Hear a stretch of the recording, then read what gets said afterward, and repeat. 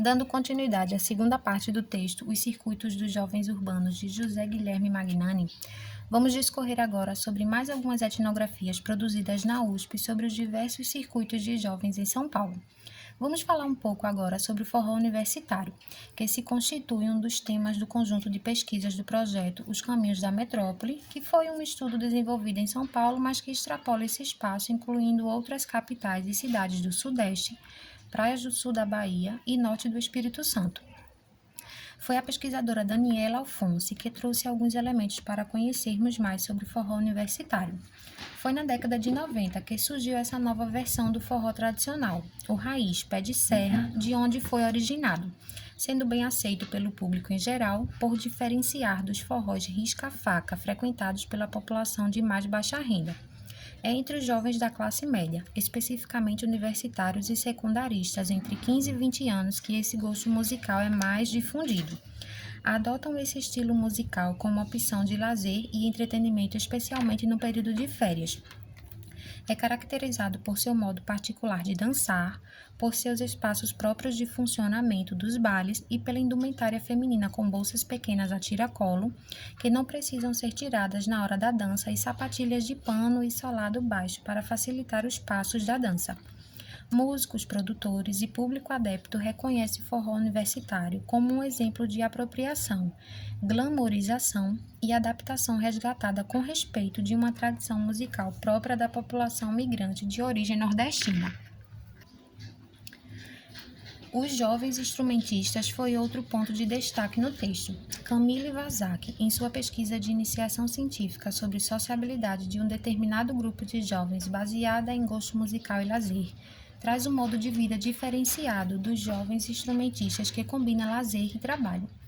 Jovens entre 19 e 30 anos se dedicam de forma individual à música instrumental e fazem dela seu meio tanto de lazer e encontro como de sustento de vida.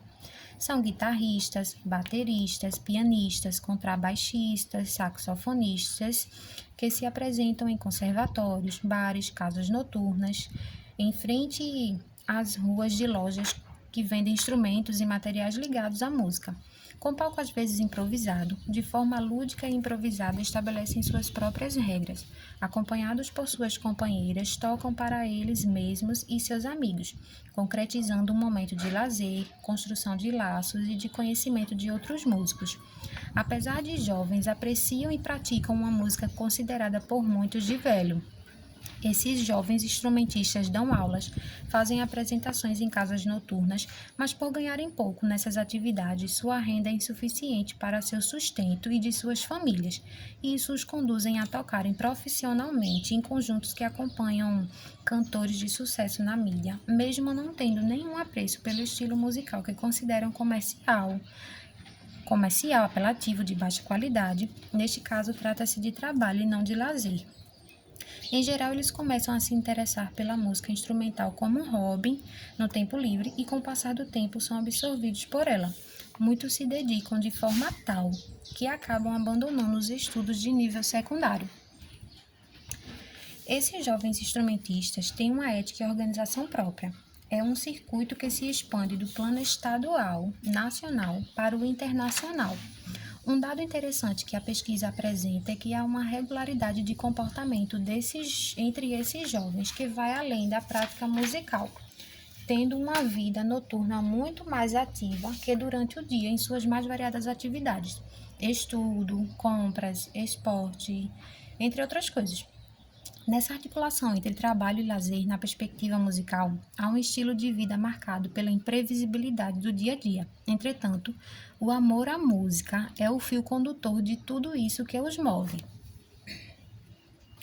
Os pichadores também tiveram destaque no texto, sendo também um tema incluído no conjunto de pesquisas abrangidas pelo projeto Os Caminhos da Metrópole. O pesquisador Alexandre Pereira traz o fenômeno da pichação como um tema de ampla visibilidade social por fazerem uso do espaço público. Estão estampadas em fachadas de prédios, monumentos, janelas e muros de toda a cidade, gerando repercussões negativas.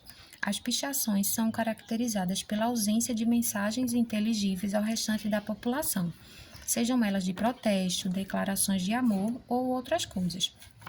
Elas consistem na inscrição de nomes e apelidos, com letras utilizadas e de difícil compreensão, preferencialmente em locais de ampla visibilidade e difícil acesso. Contém a assinatura do autor e referência à região da cidade de onde provém, além da marca de pertencimento a um grupo de pichadores mais amplo. Apesar de serem correlatos, a pichação se diferencia do grafite, que é visto como uma forma de arte ao invés de sujeira ou poluição. Ambas surgiram em Nova York nos anos de 1970. A pichação também faz parte de momentos de socialização, trocas e redes de amizade. A preferência para as pichações é no centro da cidade, por ser o local de maior visibilidade. E segundo os pichadores, suas inscrições não são para todos, mas para os que sabem decifrar essa linguagem própria, sendo ininteligível para quem não é do pedaço. Bom, fechando o circuito, vemos que os trabalhos com etnografias conseguem captar uma maior complexidade das práticas culturais. Os grupos não podem ser vistos de forma independente, fechados ou confinados a algumas áreas da cidade, pois estabelecem várias conexões e contatos. Cada grupo, a seu modo, tem seu próprio circuito, mas circulam com os devidos cuidados, pois as ações são previsíveis, por pontes de outros grupos.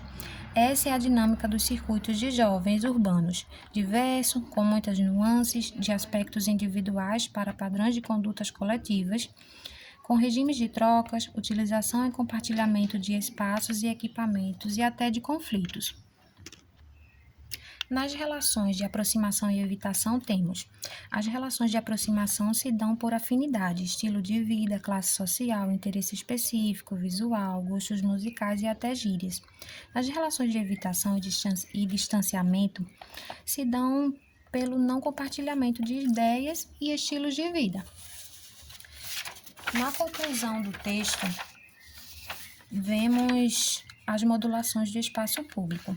Neste trabalho, foi empregada para análise categorias e termos contidos nas etnografias, como, por exemplo, ponte, rolê, quebrada, cena, pedaço, circuito, trajeto, entre outras coisas que os grupos urbanos utilizam em uma linguagem própria de seus meios de circulação e pertencimento. A partir desses termos e categorias, foi apresentada algumas formas pelas quais os jovens se relacionam entre si e com a cidade, nos permitindo pensar também, de uma maneira geral, como os diferentes atores sociais se apresentam no espaço urbano, circulam por ele e os significados que atribuem ao domínio público. Cada grupo de pessoas com suas peculiaridades usam e se apropriam do espaço público à sua maneira, com suas percepções e atitudes próprias, tornando esses espaços seus por identidade. Criam vínculos e vivenciam experiências diversas que ultrapassam os limites físicos para os subjetivos, tornando a existência mais rica, produtiva, fascinante e feliz.